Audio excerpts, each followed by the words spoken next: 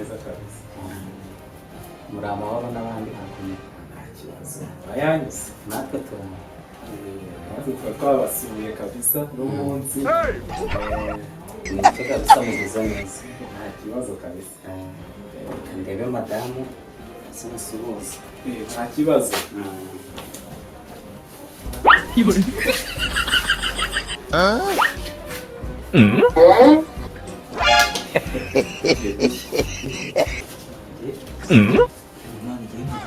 Genda njye gufite gusa nyine.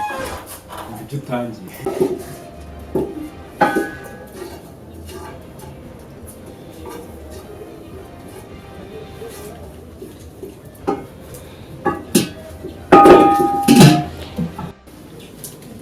Yesu wangu.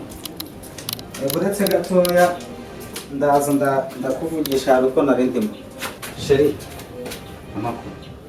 Ko tubonye abashyira biragenda bite? Izi nyama zanjye.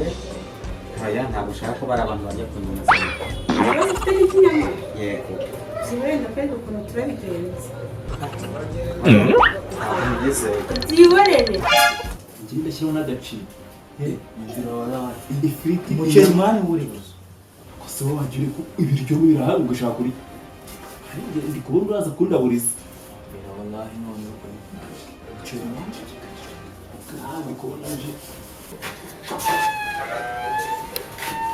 Mwihangane twabatindiye. Nta kibazo kabisa.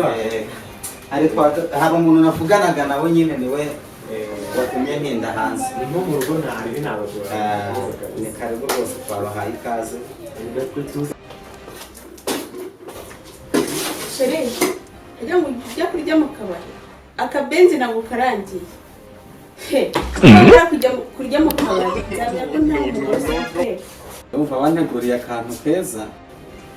Shere karibu kuneza. Merci.